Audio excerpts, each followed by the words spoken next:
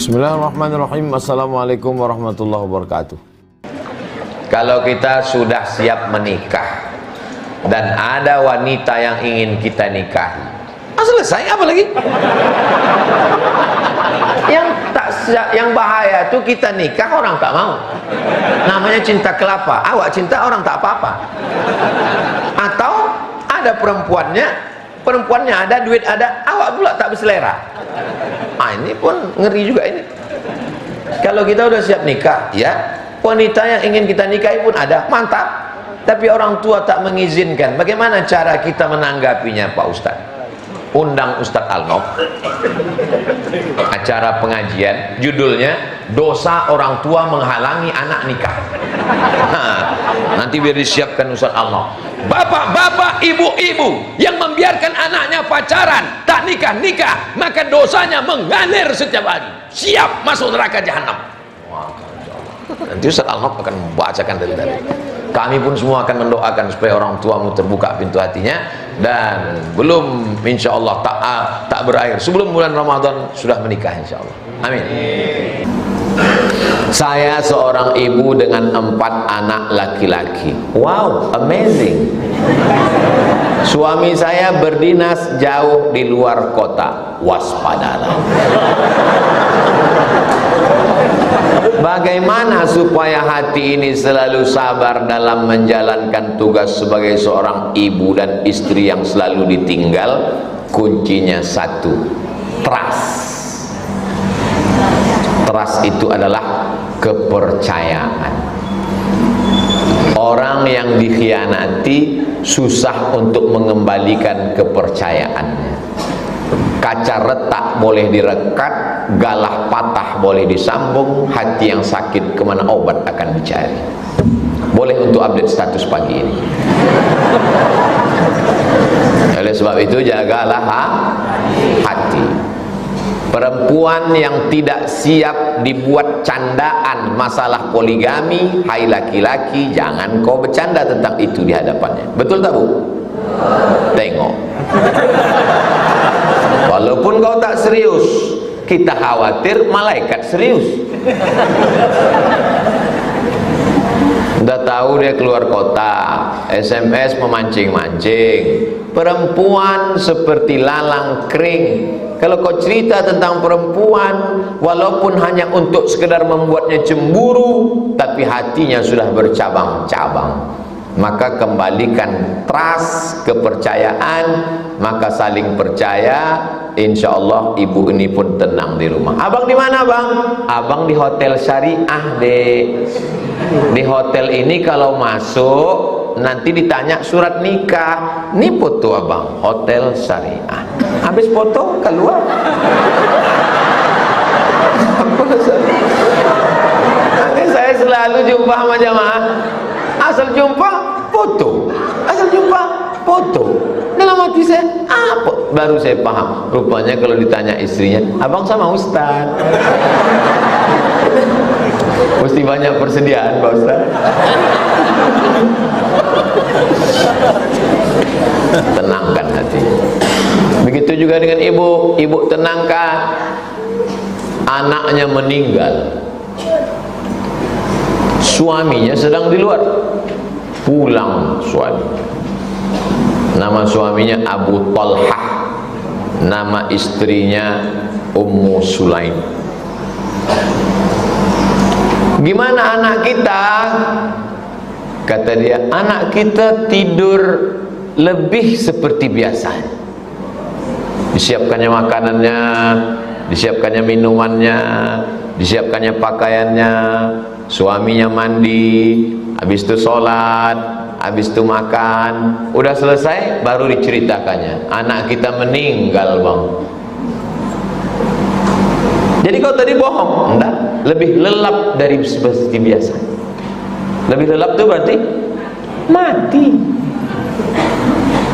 Bukan dia sedang jauh dari SMS, anak kita demam panas, Bang, dan 40 derajat nampaknya meninggal lagi. Apa tak kutung katang di sana? Tunggang langgang lintang pukang. Yang di sana tak selesai, yang di rumah tak selesai. Jadi ibu bapak jaga, insya Allah Ramadan melatih kita cerdas secara emosional. Ada namanya cerdas spiritual, sini. Ada cerdas namanya intelektual, sini. Cerdas emosional. Bulan puasa, air tak masuk, makanan tak masuk, gula turun, emosi marah. Sekarang belum lagi. Nanti lah agak-agak jam 1, jam 2 nengok mobil merah macam semangka. Ibu jangan pakai jilbab hijau, sangka orang melon. Saat emosi datang membara, marah, datang orang ngajak kelahi, insyatamahu ahadun, maka dia mesti cerdas. Dia katakan inni shaim, ambo sedang puaso, deyen sedang puaso, abdi mah puasa atuh akang. Tak boleh dia. Berani kau sama saya? Aku sedang puasa. Tak berani kan? Aku puasa. Awas setelah maghrib. Si kau pacah kepeluang. Jadi kecerdasan ini harus dijaga, karena bapak nih, ibu nih menjaga anak 4, suami di luar kota, maka jangan panas-panasi dia pak. Dia udah kepanasan menjaga anak 4 orang. Anak saya kerja di satu daerah yang cuacanya sangat panas, membuat dia tak kuat untuk berpuasa. Pertanyaan saya, bolehkah saya membayarkan fidyah untuk atas nama anak saya itu? Di Sudan cuacanya 2, panas dan panas sekali. Cuaca di Sudan itu bisa sampai 40 dan 50 derajat Celcius. Sendal swallow begulung. Ini anak ibu nih, coba kita kirim dulu ke Sudan. Dan tidak ada orang Sudan yang membatalkan puasanya. Tak ada membatalkan puasa. Sudan tak kaya, tak pakai AC. Rumah malam-malam tuh kalau mau tidak panas, lelap tidur, jam 5 sore itu disiram pakai air dinding tuh, supaya tak menguap panas. Jadi kalau ada orang mengatakan ada yang lebih panas dari Sudan, saya tengok, kecuali memang dia tinggal di Sudan. Dan tak ada ulama Sudan yang memfatwakan boleh berbuka puasa. Andai pekerja berat, tambang batu bara, masuk ke dalam lubang tanah, atau mengerja las cor, maka tak boleh dia langsung tak puasa. Tetap dia makan sahur, tetap dia bekerja sampai jam 1, jam 2 berkunang-kunang mau mati, baru boleh membatalkan puasa. Tak boleh dari pagi itu, aku tak puasa lagi kau sebab kerjaku berat, tak boleh. Dia tetap tiap hari nak lawaitu sama ghadin an ada ifadhi syahri Ramadan hadhihi sanati bila ta'ala. Begitu dalam kitab Al-Fatawa Al-Hindiyah. Orang yang pekerja berat, maka dia tetap makan sahur dan berniat. Kalau siang itu dia hampir mati, pilihannya 2, antara mati dengan makan. Pilih mana, Bu? Jangan pilih mati. Nanti lakinya bilang, Dek, abang dah mau mati, mati aja lah bang. Jangan. Nah, jadi kalau hanya sekedar panas tak bisa. Andai dia sudah terlalu panas, dibilangnya, Mak, aku dah mau mati, aku dah mau mati. Batalkannya puasanya, tidak dibayarkan fidyah. Dia tetap mengqadha di hari yang lain. Yang bayar fidyah itu orang tua renta yang tak sanggup puasa di Ramadan, Syawal, Zulqa'dah, Zulhijjah sampai mati tak sanggup puasa. Atau orang yang kena penyakit mah akut, diabetes akut, mah akut, yang tak bisa puasa Ramadan, Syawal, Zulqa'dah, Zulhijjah sampai mati tak bisa puasa, baru dibayarkan fidyah. Ini sikit-sikit fidyah. Udah mampu yuk fidyah. Apa? Ustadz, bagaimana cara menghilangkan hasad dan dengki? Yang pertama, kita mesti periksa apakah kita kena hasad. Bahasa Arabnya hasad, bahasa Indonesianya dengki. Orang kita suka mubazir, hasad dan dengki sama lah itu. Pertama, kita mesti medical check up. Saya pergi ke rumah sakit, daftar dokternya 2 meter, SPOG spesialis obgyn kandungan, SPOT spesialis ortopedi tulang belakang, spesialis kulit kelamin, tapi tak ada di situ spesialis hasad. Jadi yang tahu hasad itu cuma kita. Bagaimana cara mengukur kita sudah hasad? Karahatun ni'mah alal mun'ami alaih. Tak senang menengok orang lain dapat nikmat. Ini mau hari raya, tiba-tiba tetangga beli mobil baru, naik darah tinggi, hasad. Tak senang menengok orang lain dapat nikmat. Baru 50%. Bagaimana melengkapkannya jadi 100? Wa hubbu zawaliha, ingin supaya nikmat tadi hilang, maka muncullah hasud. Dari hasad menjadi hasud. Kenapa si anu itu rumahnya besar, Bu? Iyalah, dia kan suka ternak. Ternak apa? Ternak tuyul. Kau kan sama kuliah sama dia kan? Iya. Kok bisa dia dapat jodoh duluan? Iyalah, dia pakai pelet. Maka sering dia ke sana Gunung Kidul nyari dukun. Yang pertama, kenali diri bahwa kita sudah kena penyakit hasad. Setelah kita tahu kena penyakit hasad, maka tengok apa efeknya.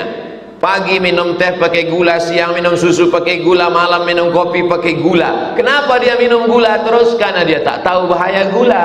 Tapi begitu dikasih tahu kalau kau kena gula, nanti diamputasi, akan dipotong. Tengok TV-TV itu. TV zaman dulu bekaki, TV zaman sekarang kena amputasi.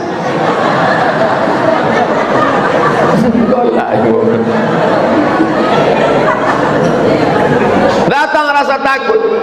Nah, hasad ini bahayanya apa? Lebih bahaya daripada diabetes. Iyyakum wal hasada. Jauhilah penyakit hasad dengki. Fa innal hasada ya'kulul hasanat. Hasad memakan segala amal kebaikan kita, kama ta'kulun narul hatab, sebagaimana api memakan kayu bakar. Puasamu melayang, sedekahmu hilang, ceramah kau terbang gara-gara hasad. Doakan hati Ustaz Somad supaya tak hasad.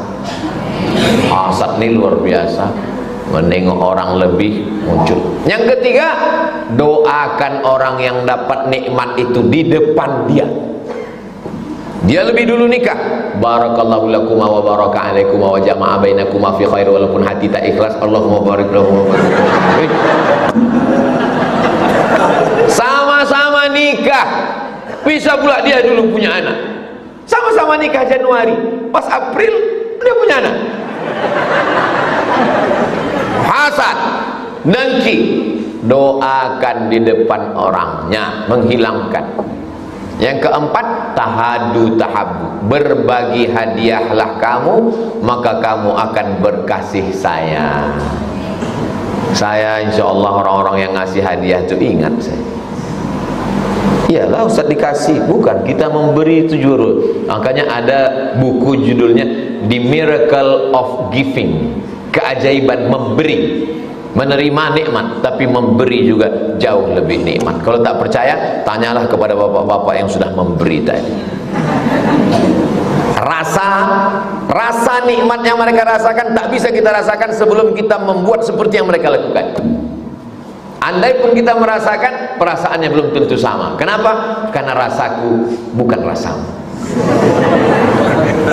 Nah, yang kelima, doakan dia an zahril ghaib. Tengah malam, waktu tahajud, ya Allah, tetanggaku, kawanku sekantor, sama-sama kerja, panjangkan umurnya, sehatkan badannya, murahkan rezekinya. Ku tengok mobilnya lebih mahal, cepat melunaskan ya Allah. Jangan sampai dia mati dalam keadaan terjebak kredit macet. 5 jurus membersihkan hati. Mudah-mudahan hati kita bersih menghadap Allah. Yauma la yanfa'u malun wala banun.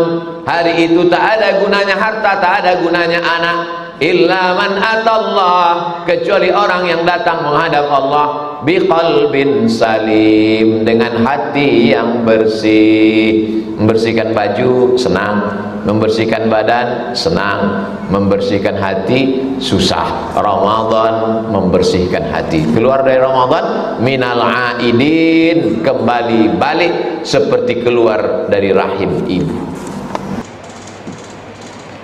Saya seorang ibu punya 3 orang anak laki-laki. Saya sedih melihat anak saya yang tidak konsisten melaksanakan ibadah sholat. Kadang sholat, kadang tak sholat. Saya mohon doanya Ustadz, mendoakan anak saya. Selama ibu masih takut, selama ibu masih risau, dan mulut ibu tak berhenti merepet, kau sedang di mana, pulang jam berapa, duit kemana, motor mana, kunci mana, kenapa kau tak sembahyang, insya Allah anak itu akan selamat. Tapi selama ibu udah diam, anak ibu tak sembahyang, biarlah, kiamat sudah terjadi. Ibu-ibu mesti siap merepet. Ibu-ibu siap merepet? Lanjutkan. Kalau perlu bukan cuma anak nih, laki nih juga direpet. Abang di mana, pulang jam berapa, duit kemana-mana, jangan buka cabang. Selamat. Bapak-bapak yang direpet ibu-ibu ini, sabar Pak. Kenapa? Berarti bapak sudah bertemu dengan bidadari surga di dunia. Bapak yang selalu direpet, ditanya kemana, pulang jam berapa, duit kemana, takut ini, jangan sampai dilarikan pelakor, itu berarti bapak merasa, aku udah azab Pak Ustadz. Tenang, nanti di kubur bapak sudah tak kena azab kubur lagi. Pas mau diazab malaikat, kata malaikat, yang ikut ndak usah, nyolah azab banari. Ibu siap merepet? Lanjutkan. Demi untuk keselamatan bapak-bapak dan anak-anak muda kita ini. Harapan terakhir tinggal ibu lagi Bu. Tinggal ibu lagi Bu. Ustadz pengajian cuman sebulan sekali, seminggu sekali. Pengajian ibu lah, pagi, siang, malam ibu doakan. Ibu tahajud malam, bacakan Al-Fatihah. Idza aradta hajatan, kata Imam Atha dalam kitab Ad-Durrul Mansur fi Tafsir bil Ma'sur. Idza aradta hajatan, kalau kau ada hajat, faqra bi Fatihatil kitab, baca Al-Fatihah. Tuqadha insyaallah, maka hajatmu ditunaikan Allah. Ya Allah, barakat surat Al-Fatihah ini, bukakan pintu hati anakku supaya dia sembahyang, supaya dia ngapal Quran, supaya hatinya lembut, berbakti pada orang tua. Mak saya dulu membacakan tiap malam. Berapa kali mak saya membacakan Al-Fatihah untuk saya? 100 kali. Dia asal bangun jam 2 malam, baca Quran, tahajud, zikir sampai azan subuh. Begitu dia tiap malam, sampai malam meninggalnya pun begitu. Tahajud, saya tanya, waktu itu saya sedang di Madura, saya tanya makcik yang tidur sama dia, macam mana makcik mak saya itu waktu malam tuh? Biasa, macam biasa, bangun dia jam 2, dia baca Quran, dia tahajud, dia berzikir, habis itu ditontonnya video kau. Habis ditontonnya, pergi dia ke kamar mandi, mau berwuduk sembahyang subuh, sakit kepalanya, meninggal. Sesuai dengan doa dia. Waktu saya bawa menjenguk pasien di rumah sakit, ada sebulan sampai mengelupas orang kulit belakangnya, kata dia, aku kalau bisa tak usahlah pakai sakit, karena aku tak ada anak betino, kalian berdua jantan, tak terurus kalian aku nanti, aku ingin habis mandi bersih matilah aku, ndaknya tak pakai sakit-sakit. Dikabulkan Allah doa. Doa ibu luar biasa. Doa ibu luar biasa, doa ibu luar biasa. Doakan anak-anak ibu. Saya berjumpa dengan bapak-bapak pecandu narkoba. BNN tak mempan, polisi tak mempan, apa pun tak mempan. Akhirnya maknya pergi ke Makkah, dimasukkannya air zam-zam dalam dirigen, 7 putaran. Sebentar lagi. 7 putaran, doanya tak ada lain. Sehatkan anakku dari narkoba, sehatkan anakku dari narkoba, sehatkan anakku dari narkoba, sehatkan narkoba. Selesai itu balik dari panggilnya anaknya. Kau sudah kudoakan 7 putarannya air zam-zamnya, kau minum, sehat. Doa ibu luar biasa. Doakan anak ibu. Jangan panggil dia dengan sebutan yang tak baik. Anak setan, jangan. Panggil dia dengan baik. Ya anakku, penghuni surga Jannatul Firdaus. Apa hukum perempuan memimpin doa di hadapan laki-laki yang tak mahram? Karena di tempat kerja ada program memimpin pengajian Ibu mimpin doa, Allahumma inna nas'aluka salamatan fid din wa afiatan fil jasad wa ziyadatan fil ilmi. Seandainya perempuan tak boleh bersuara di depan laki-laki, maka tak ada hadis riwayat Sayyidatuna Aisyah kepada sahabat yang laki-laki.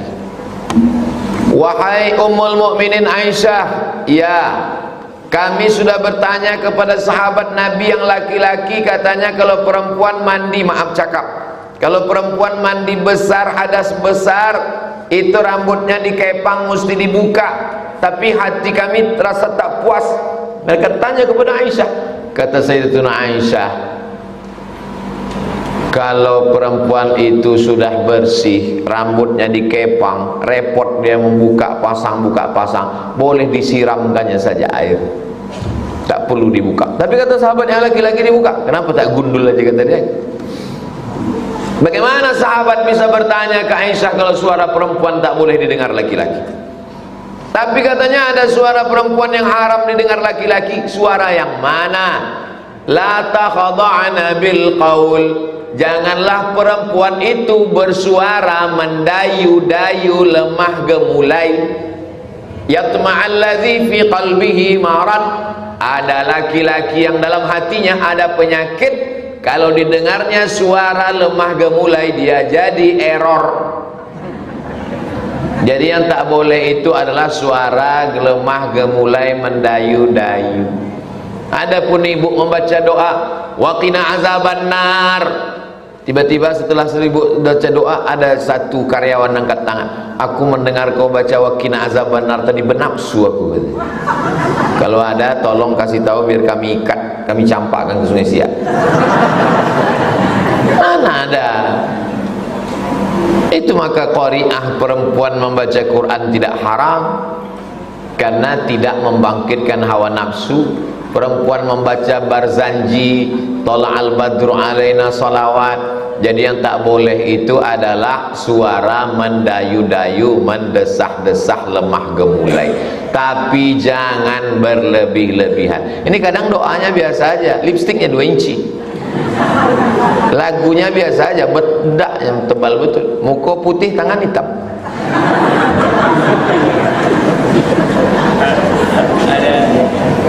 Assalamualaikum Pak Ustaz. Waalaikumsalam. Bagaimana cara menjelaskan kepada anak bertanya, Ma, Allah itu rumahnya di mana? Allah itu bentuknya seperti apa? Rumah Allah itu di langit berapa?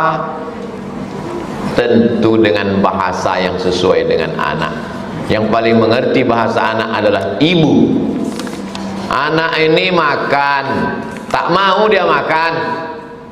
Ibu yang pertama mengatakan, makan ya nak, nanti kalau makan mama bawa ke mall. Ini namanya mak shopping. Makan ya nak, nanti satu suap 10.000. Ini namanya mak matre. Anak suka apa? Suka bintang. Dimasaknya lah telur bentuk bintang. Ini bintang. Ada satu lagi dibawanya pistol. Kau tak makan, ku tembak kau. Itu kan caranya. Substansi maknanya bagaimana dia supaya makan. Jadi ibu dengan bahasa ibu. Allah itu di mana? Allah itu tidak benda seperti kita. Sedangkan benda pun, pernah ada nengok angin? Enggak, tapi ada kan? Ada. Jadi mengkiaskannya dengan yang lain. Kalau kita berjemur, kulit kita jadi hitam kan? Belum berjemur aja udah hitam, mak, kata dia. Payah kau nak gini kau, kata. Apa yang membuat kulit itu ultraviolet? Ada kelihatan? Tidak kelihatan, tapi ada kan? Ada. Itu kalau kita naik pesawat, koper kita masuk ke dalam kotak, itu di dalam kotak itu ada cahaya, namanya cahaya X-ray. Makanya isi koper kita bisa kelihatan. Waktu kemarin kita pergi umroh, ketahuan mama bawa sambal belacan 3 plastik kan? Ada cahaya tuh nak. Tak nampak kan? Tidak. Tapi ada. Begitu juga dengan Allah. Nah, gitu. Jadi menjelaskannya pakai analogi kepada yang lain. Bisa nggak kita ngelihat wajah kita? Bisa. Bisa. Iya, pakai apa? Mesti pakai cermin. Ngelihat wajah kita aja nggak bisa, apalagi melihat Allah. Jadi memang untuk zaman sekarang diperlukan ibu-ibu yang cerdas. Jadi kalau nggak cerdas, sebaiknya tak usahlah punya anak. Anak ini cerdas, panik awak duitnya. Bukan itu maksud saya. Guru, ada guru. Al-Madrasatul Ula. Ibu adalah madrasah yang pertama. Ini tentang supaya dia tidak memvisualisasikan Allah dalam bentuk yang zahir. Permintaan anak ibu sama dengan permintaan Bani Israel dulu kepada Nabi Musa. Ya Musa, lan nu'mina laka hatta narallaha jahrah. Kami tak mau percaya kepada engkau sampai kami melihat Tuhan secara nyata. Dia mau melihat Tuhan itu fisik. Saya ketemu dengan Koh, saya selalu salah nama Koh Stephen dengan Koh Hani. Yang besar Koh Stephen, berarti yang kurus Koh Hani. Waktu saya tanya Koh Hani, kenapa antum masuk Islam? Jawaban dia unik, kata dia, karena Islam satu-satunya yang Tuhannya nggak kelihatan. Saya sudah teliti semua yang Tuhannya kelihatan, nggak menarik, kata. Betul cakap dia. Setelah pulang cerdas Koh Hani. Saya masuk Islam karena Islam satu-satunya Tuhannya yang nggak kelihatan. Yang lain-lain tuh adonan taga, adonan apu, dua macam-macam. Yang iko dipotong beko karena bagaimana cara membersihkan harta yang dapat dari hasil riba, Pak Ustaz? Semua hasil riba itu tidak boleh dibuang ke laut. Karena haram hukumnya membuang harta. Tak boleh dipakai karena kita tak boleh memakai harta haram. Jadi solusinya gimana? Dipakai tak boleh, dibuang tak boleh. Kata Syekh Yusuf Al-Qardawi dalam kitab Fatwa Muasirah, fatwa kontemporer, dipakai untuk masalih ammah, kepentingan umum. Contohnya Pak Ustadz, membangun pesantren Nurul Azhar di Palas, kepentingan umum, maka serahkanlah ke Ustadz Al-Nob. Jadi bapak ibu yang ada duit-duit haram di rumah, kami tunggu. Nah, saya ini sebetulnya berat betul, saya tertidur tadi, tapi karena menunggu duit haram tadi, biarlah jam berapa pun kami tunggu. Siap sana, siap ke sana. Nah, bapak ibu kalau ada bank buka hari kok, pergi ke bank minta, sabi ke uang bank, bank duit haram saya balik, ambil semua.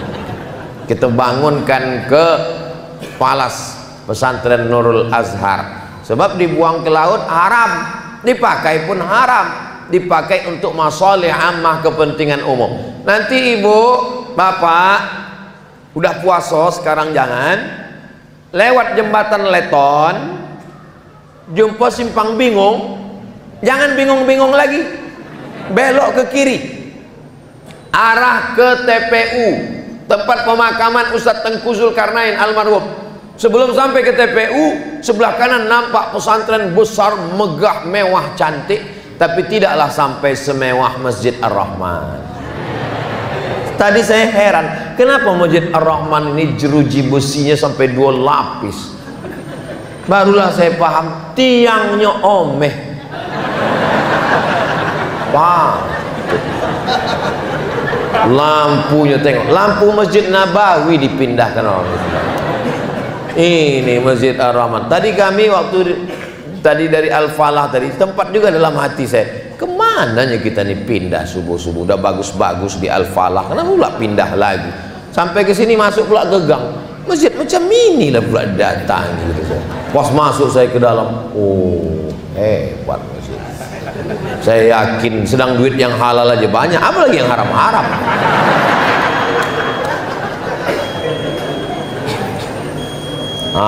berbunyi udah habis waktu. Nama saya tak boleh sebut nama, menjaga kode etik jurnalistik. Asal dari Bandul, Bengkalis. Di saat ibu saya melahirkan, ibu saya meninggal. Allahumma fir laha warhamha wa'afiha wa'fu anha. Allahumma ja'al qabraha rawdatan min riyadil jinan. La taj'al qabraha hufratan min hufairil niran. Tak sempat saya menyusu dengan ibu saya. Dan saya tak kenal wajah ibu saya. Bisakah nanti saya jumpa ibu saya itu di akhirat? Almar'u ma'aman ahab. Orang akan bersama dengan siapa yang dia cintai. Dihanyutkanlah Nabi Musa ke dalam sungai Nil karena mau disembelih Fir'aun. Sesudah anak tadi hanyut di sungai Nil, diambil oleh istri Fir'aun. Istri Fir'aun waktu itu sedang mandi di tepi sungai dengan dayang-dayang. Nampak kotak kayu. Mereka pun mengambil kotak kayu, dayang-dayang mengambil kotak kayu, dibuka, ditengok, wow, amazing. Pokoknya ada budak anak bayi di dalam. Dibawalah ke dalam. Budak kau menangis, tak berhenti-berhenti menangis. Maka Fir'aun pun mengadakan musabaqah lomba menyusukan anak. Siapa yang bisa mendiamkan budak itu, maka akan menjadi ibu susu Musa. Disitulah cara Allah skenario mengembalikan Musa kepada ibunya. Yang ikut mengantri itu omaknya, namanya Yohanes. Begitu datang ibu yang satu mau nangis, rupanya ibu kau habis makan sambal belacan podeh. Datang ibu satu lagi mau nangis, pas omak kandungnya diam si anak. Anak bayi tahu di mana omaknya, walaupun dia tidak berakal, belum, tapi insting. Ada seorang ibu meninggal dan dia berpesan, kalau aku mati jantungku donasikan untuk si fulan. Maka setelah dia mati, dicabut jantungnya, dicangkok, ditempelkan kepada orang yang hidup. Anaknya menangis karena dia waktu melahirkan itu dalam keadaan hamil. Anaknya menangis siang malam. Tiba-tiba didatangkan yang baru operasi itu, pegang, diam. Badannya lain, jantungnya sama. Detak jantung omak menenangkan anak. Rahasia Allah SWT. 9 bulan 10 hari dikandung. InsyaAllah jumpa kita dengan omak kita di akhirat. Saya mau belajar bisnis, sering diminta bon kosong karena memang sistem pencairan dana memaksa terjadi praktik demikian. Apakah termasuk dosa Pak Ustadz? Manipulasikah? Menginap di hotel 2 hari tapi dalam keterangan 3. Naik pesawat yang tiket ke Jakarta 600.000, pas ganti tiket yang 1,5 juta. Fotokopi 100 lembar tapi dibuat selembarnya 10.000. Ini bohong-bohong untuk menutupi angka. Apa kata Nabi? Man ghasyana falaysa minna. Siapa yang menipu maka bukan umat Nabi Muhammad sallallahu alaihi wasallam.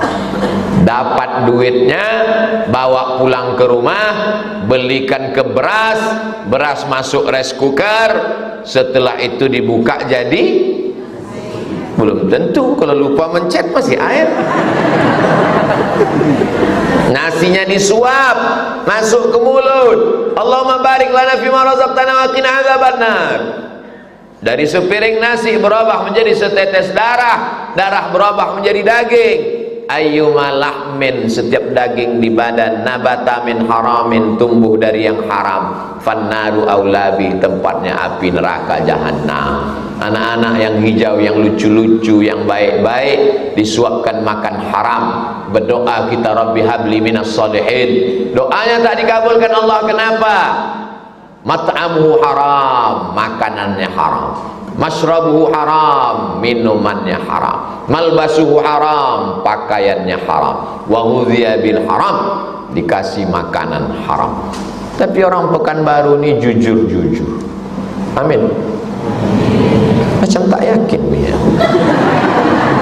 Saya makan lontong di jalan samping makam pahlawan. Ustadz kemarin jenguk orang sakit di rumah sakit Arifin Ahmad ya? Iya. Itu Pak Ustadz, pernah kami datang ke rumah bapak tuh bawa duit sekoper. Karena kami tahu anaknya sedang kuliah di Australia, gajinya tak cukup. Supaya dimenangkannya kami tender, kami kasih. Pak, ini duit sekoper. Apa kata dia? Bawa duit kalian nih balik. Aku tak mau mengasih anak biniku makan haram. Masih ada makhluk-makhluk macam ini di Pekanbaru. Cuman sudah hampir punah. Sudah macam-macam dinosaurus yang mesti dibudidayakan dengan kajian-kajian. Ustadz, kami kena kasus. Datang kami ke rumah hakim, kami bawakan duit. Apa kata hakim? Jangan kasih anak bini saya makan haram. Tak mau dia terima Pak Ustaz. Kami tengok anaknya suka main kucing. Nampaknya kalau dikasih kucing yang pesek, rupanya kucing ini makin pesek makin mahal. Hah? Kami kasih anak kucing pun dia tak mau. Jangan rusak anak saya dengan yang haram. Ada di Pekanbaru. Itu di depan Masjid An-Nur, Jalan Kesail sebelah kanan, itu kantor Badan Intelijen. Tak macam kantor. Saya diundang ceramah ke situ. Anak saya Pak Ustadz di Jogja kuliah naik angkot. Kalau pangkatnya seperti saya bintang ini, mestinya sudah naik mobil pribadi. Tapi saya tidak mau anak saya makan haram Pak Ustadz. Itu kata Bapak Kepala Badan Intelijen dulu, yang sekarang tidak tahu kan. Jadi masih ada orang-orang yang jujur, yang tulus-tulus itu masih ada. Setiap zaman ini akan ada. Mudah-mudahan di zaman akan datang yang tulus dan jujur ini adalah anak-anak kita. Berintegritas dia. Siapa yang mendidiknya? Ibu. Dulu saya kalau waktu kecil balik bawa mobil-mobilan, mau tidur malam main mobilan di tempat tidur sama adik. Dari mana dapat kau ni tadi? Di jalan tadi mak, punya siapa? Entah, antarkan di tempat kau dapat tadi. Malam-malam pula wak suruh. Kenapa gitu mak? Nanti mobil ni bom besar di akhirat dan kau akan memikulnya. Sekarang barulah paham, rupanya ada dalilnya. Wa may yaghlul, siapa yang curang, ya'ti bima ghalla yaumal qiyamah, dia akan memikulnya pada hari kiamat. Jadi cerita omak dulu bahwa ada orang memikul mobil ini, ada nanti di akhirat memikul mobil dinas. Dan pengurus masjid hati-hati, pengurus yayasan hati-hati, ustadz-ustadz hati-hati. Jangan sampai gara-gara curang nih pun masuk di tempat yang sama, tiba-tiba bersatu dengan pejabat, dengan oknum anggota dewan, dengan oknum hakim, dengan oknum jaksa. Pas masuk ke dalam, tengok deh, ustadz di situ juga. Iya lah, patang ustadz ceramah, itulah mbak salah data loh patang. Maka saya katakan hati-hati kita di yayasan nih. Setiap rupiah nih kita akan diminta tanggung jawab di hadapan Allah SWT. Mudah-mudahan selamat kita ujian nih, insyaallah. Amin. Terakhir, oh udah terjawab tadi. Di belakang nih ada pertanyaan, semua tak jadi, dicoretnya. Saya seorang pedagang makanan bolehkah melayani pelanggan laki-laki untuk makan minum pada satu waktu Jumat, dan apa hukumnya Pak Ustadz? Tidak sah jual beli ketika sudah azan masuk waktu Jumat sampai selesai sholat Jumat. Jadi kenapa laki-laki ini sampai tak sholat Jumat? Man tarakal jum'ata salasa marratin, siapa yang meninggalkan sholat Jumat 3 kali tahawunan karena menyepelekan sholat Jumat, taba'allahu ala qalbi, Allah mengunci hatinya. Azab yang paling mengerikan adalah hati terkunci. Khatamallahu ala qulubihim wa ala sam'ihim wa ala absarihim. Hati terkunci, talingo tersumbat, mata tertutup. Summum bukmun umyun, pokak, tuli, bisu, buto. Azab di atas azab. Jadi yang punya rumah makan tulis besar-besar di situ. Hari Jumat dari sejak azan sampai selesai sholat Jumat dilarang masuk. Karena kalau ibu ini melarang, segan dia. Laki-laki ini balik berakal sehat, maka dia sholat Jumat. Nah, habis waktu. Bagaimana cara menyikapi teman yang suka menyesatkan, membid'ahkan sehingga menyebabkan perpecahan? Maksudnya yang satu lapis. Apa satu lapis itu? Salapi. Itu selapis.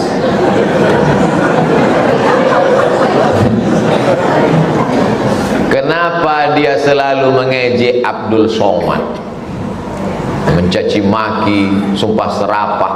Karena ada 3. Yang pertama, dia mengatakan orang yang berakidah Asy'ari adalah kafir.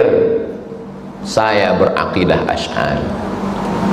Saya di Perti, Persatuan Tarbiyah Islamiyah, sebagai komisi fatwa. Ketua Perti Profesor Alaidin Koto. Inyak Canduang, Inyak Jaho, Perti. Buya Hamka dalam tulisan 1980 menulis bahwa kita dalam akidah berakidah Asy'ari. Buka buku 37 masalah populer dalam pembahasan masalah Syiah. Ketika Buya Hamka diajak untuk ikut Syiah, Buya Hamka mengatakan kami orang Indonesia berakidah Asy'ari. Sedangkan Salafi mengatakan Asy'ari sesat. Jadi amboko di matonyo sase. Yang kedua adalah masalah tawassul. Bertawassul kepada Nabi sebelum berdoa kepada Allah, menyebut Nabi. Ya Allah, barakat Nabi Muhammad, barakat Syekh Bahauddin Naqsabandi, barakat Syekh Abdul Qadir Al-Jilani, kabulkanlah doa kami. Dia mengatakan orang yang bertawassul musyrik. Saya kalau berdoa bertawassul dengan Nabi, maka amboko di matanya musyrik. Yang ketiga, masalah berbeda pendapat. Asal beda dengan dia, bid'ah. Maulid Nabi bid'ah, nuzul Quran bid'ah, malam 1 Muharram bid'ah, halal bihalal bid'ah, Maulid Nabi bid'ah, Barzanji bid'ah, marhaban bid'ah, Sayyidina bid'ah, kunun subuh bid'ah, zikir jahar bid'ah. Asal berbeda sama dia bid'ah. Kalau sudah bid'ah dolalah, kalau sudah dolalah finnar. 3 simpang yang tidak bisa bersama. Jadi bagaimana solusinya? Jelaskan. Dikumpulkan oleh Profesor Akbarizan, imam-imam sepekan baru di kantor MUI depan Masjid Ar-Rahman. Ambo memberikan materi. Saya jelaskan tentang masalah 3, akidah Asy'ari, masalah tawassul, masalah bid'ah. Ulama mesti menjelaskan. Maka undanglah ulama Ahlus Sunnah wal Jamaah ke masjid, akan datang kemari kelompok ustadz Sunanul Mustafa membacakan Sahih Al-Bukhari, kitab Sahih Al-Bukhari. Lalu kemudian ustadz dari Sunanul Mustafa, Ustadz Al-Nob dan kawan-kawan, Ustadz Zul Henry Rais dan kawan-kawan menjelaskan supaya kita tidak diserang dalam 3 masalah besar. Akarnya yang 3 ini, baru yang lain itu cabang-cabang. Allah lebih dekat dari urat nadi dan napas kita. Allah lebih dekat dari semua itu. Sebelum kita bicara, Allah lebih tahu sebelum kita jalankan. Itu ayat Quran. Wa nahnu aqrabu ilaihi min hablil warid. Kami lebih dekat dari urat nadi.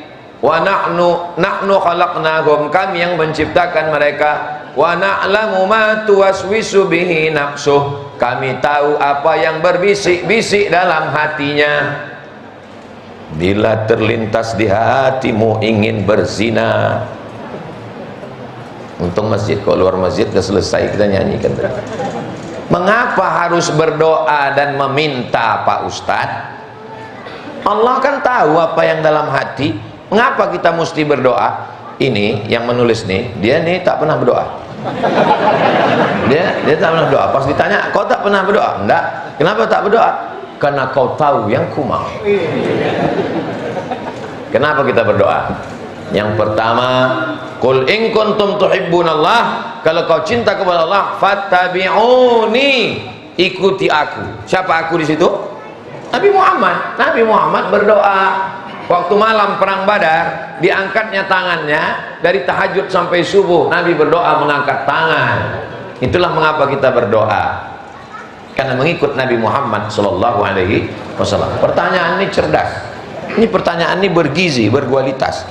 Nah, logika akal. Allah kan tahu apa yang di dalam. Ya, kalau Allah tahu yang di dalam, kenapa kita berdoa? Karena bukan Allahnya yang jadi masalah, ini kan kitanya. Allah tak ada masalah, kita yang bermasalah. Kita kurang yakin, kita yakinkan diri kita. Ya Allah, kabulkanlah ya Allah. Makanya orang yang berdoa itu menunjukkan kesungguhannya.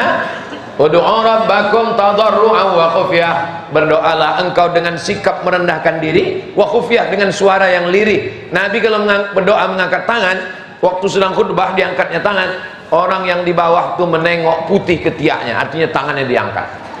Makanya saya heran kali kalau ada orang berdoa tangannya di paha, kepala matanya sambil nengok-nengok. Kau berdoa apa tersapu kawan kau. Berdoa tuh khusyuk, berdoa ya Allah, ya Allah. Berdoa. Bukan masalah Allahnya, Allah tahu, tapi masalah kitanya. Sama macam seorang istri bertanya ke suaminya, abang cinta sama aku? Kalau tak cinta, takkan ku nikahi kau, ku batang ke bapakmu. Rumah yang ku bangun, ini mobil ini kan bukti cintaku. Aku tak percaya bang, sebelum kau bercakap. Speak up dong katanya. Lalu si lakinya itu bilang jutaime gitu. Jutaime itu artinya aku cinta padamu, bahasa Perancis.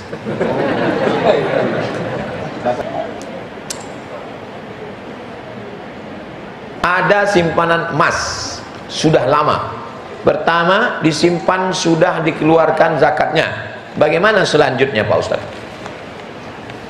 Batasnya 85 gram. Ingat, 85 85 85 85 85 85. Jangan keluar dari sini berubah jadi 58. Kapan emas itu mencapai 85 gram? Emas saya 85 gram tanggal 1 Rajab. Oke, 1 Rajab 85 gram. Kapan baru dibayarkan zakatnya? 1 Rajab tahun depan. Dari 1 Rajab ke 1 Kapan 85 gram? 1 Rajab. 1 Rajab tahun 1445 bayarkan zakatnya.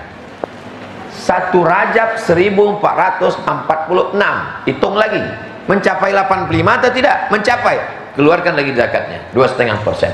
1 Rajab 1446, hitung lagi, mencapai apa tak mencapai? Mencapai, keluarkan 2,5%. 1 Rajab 1447, mencapai apa tak mencapai? Mencapai. Sekarang saya ajarkan cemana supaya tak berzakat. Nah, begini caranya. Begitu udah mencapai 80 hompe, jual. Nah, simpan. Lah 83 jual. Seumur hidup tak berzakat. Nah, itu enaknya ngaji sama saya. Nah, ada. Tapi ingat, Allah Maha tahu. Zakat yang kau belok-belokkan, dia akan keluar dengan caranya sendiri. Diabetes meletus, jantung koroner, tulang keropos, tak ada angin, tak ada hujan, tiba-tiba sakit pinggang, waspadalah.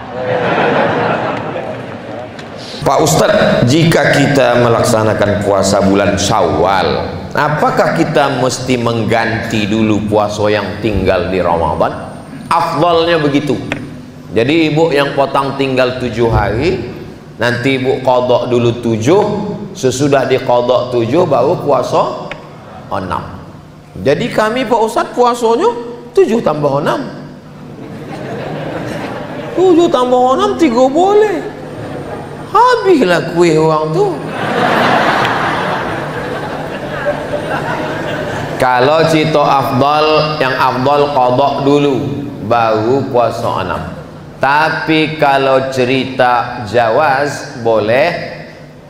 Nanti ibu panjang umur sehat badan pergi ke Mesir dengan Ustadz Riki insyaallah. Amin.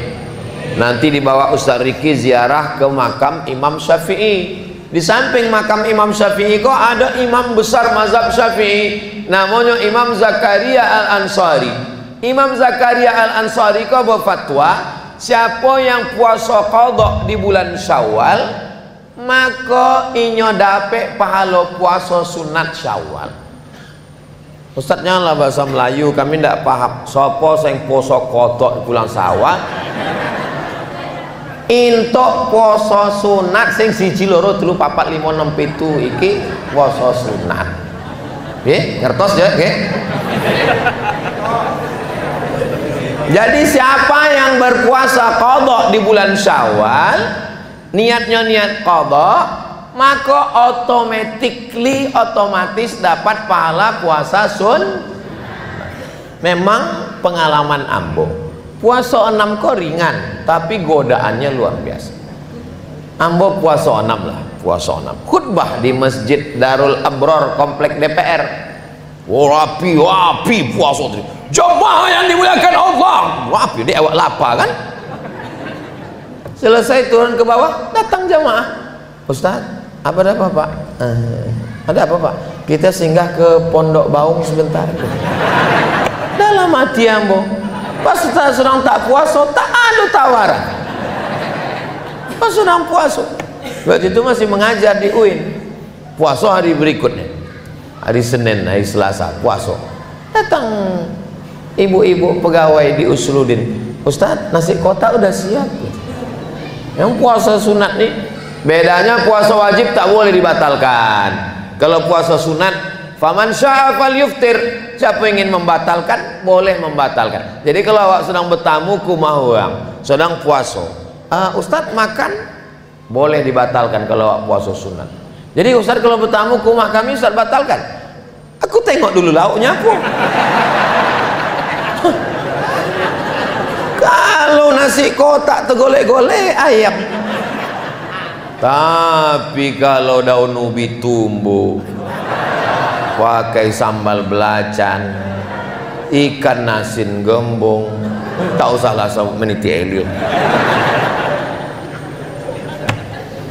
Nah inilah, jadi jangan awak tersinggung nanti kalau datang tamu awak tidak mau makan. Silakan makan ya Pak, dia bilang saya sedang puasa. Alah, baru ngaji 2 kali, itu pun online. Ya sudah mau puasa, itulah bilang saya kalau ada tamu datang ke rumah sajak makan tak mau, Bapak makan puasa Pak Ustaz, minum, alhamdulillah tak habis gula aku. Nah, jadi begitu juga kalau kita bertamu ke rumah orang, tuan rumah tak mau makan, bertamulah saya ke Kudus Jawa Tengah, disiapkan nyelam makanan di atas meja makan, kami pun makan. Yang tuan rumah tak makan, Bapak nggak makan. Puasa Pak Ustaz. Loh, wis pirang-pirang dino iki puasa nih. Udah lama Pak puasa? Ya 2 tahun. 20 tahun puasa. Bukan puasa Nabi Daud. Puasa Nabi Daud makan sehari, buka sehari, makan sehari. Puasa dahar. Puasa dahar itu puasa sepanjang tahun. Sudah 20 tahun tak batal puasa. Kaya raya rumahnya besar, mobilnya besar, bininya besar, duitnya besar, berkat dia berpuasa sunat tadi. Jadi puasa sunat ini sangat bagus, makanya jangan sampai kita tinggal puasa sunat. Saya memang puasa sunat ini saya laksanakan supaya jangan hanya berceramah saja, tapi kadang saya malu juga di beberapa tempat. Ceramahlah di Medan, pas kami sedang makan, ada Kapolsek, Pak Kapolsek tak makan, sedang puasa sunat Pak Ustaz, itu pukulan. Awak yang selama ikut ceramah kan puasa sunat pas makan. Tapi untung ada alasan, Ustaz tak puasa, saya musafir. Untung musafir. Maka saya kalau tidak musafir di rumah, cuma kadang pas di rumah banyak pula tamu, awak segan menyuruh orang makan, awak tak makan. Coba saya jelaskan, bapak ibu tamu jangan tersinggung, kalian makanlah, aku memang puasa karena aku kan berceramah, aku suruh orang puasa, aku tidak. Jadi kalian maklumlah. Ya kami maklum Pak Ustaz, jatah Ustaz ini kami habiskan, habiskan. Itulah kaji kita subuh ini. Mudah-mudahan Allah meridhoi kita. Selalu datang ke masjid.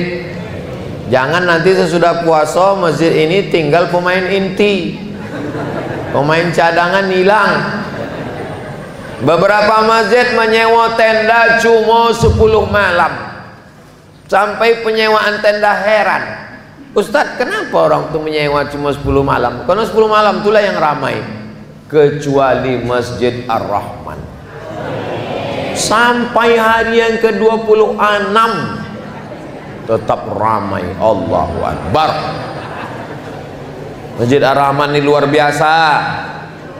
Saya pernah sholat di masjid Hang Tuah Ujung sebelah kiri dari Masjid An-Nur. Allah, dibawa safari zaman Pak Firdaus.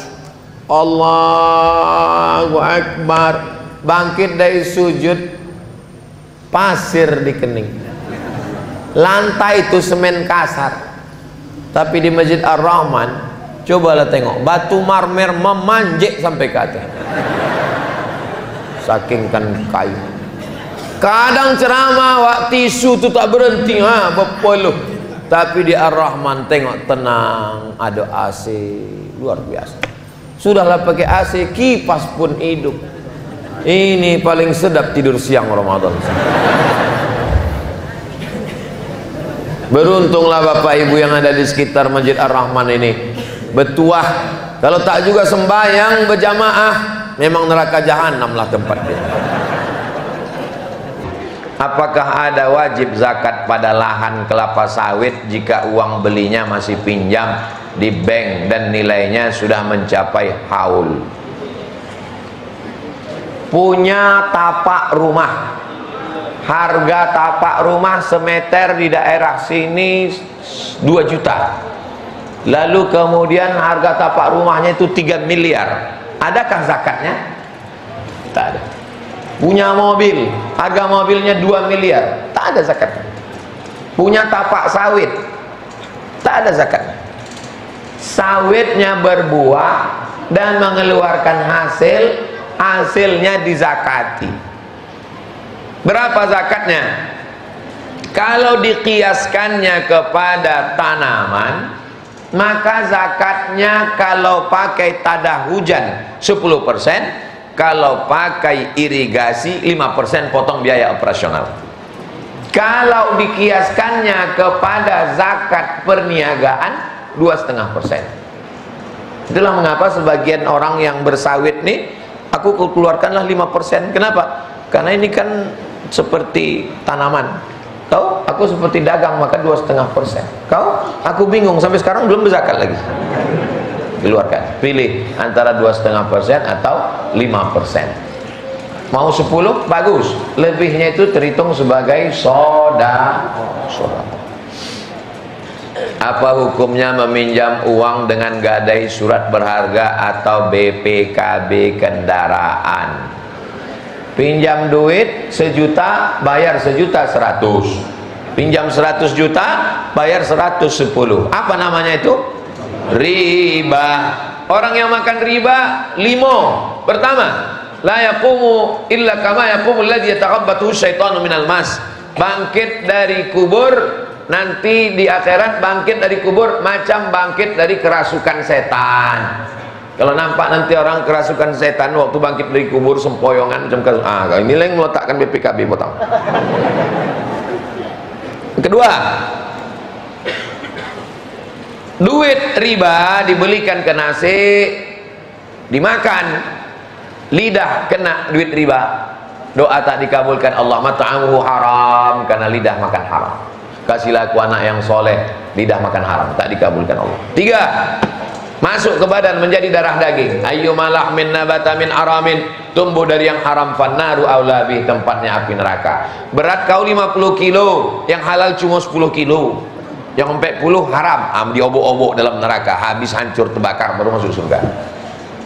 4, nasiyatin kadzibatin khati'ah, ubun-ubun pembuat dosa. Yang berdosa kan mata. Kenapa pula ubun-ubun? Karena sepiring mangkok katupek gulai paku dibeli dari duit riba haram, berubah menjadi setetes darah, masuk ke dalam jantung, dari jantung menyembur naik ke otak. Dari otak inilah memerintahkan ke mata, otak memerintahkan ke telinga, jangan kasih anak makan riba karena otaknya hitam, haram, mau berbuat dosa-dosa. Saya heran, saya nengok kawan saya nih Pak Ustadz, cerita sama dia 5 menit. Menit yang pertama itu aja yang halal, lihat habis itu haram aja. Nah, itulah otak-otak haram. Yang kelima,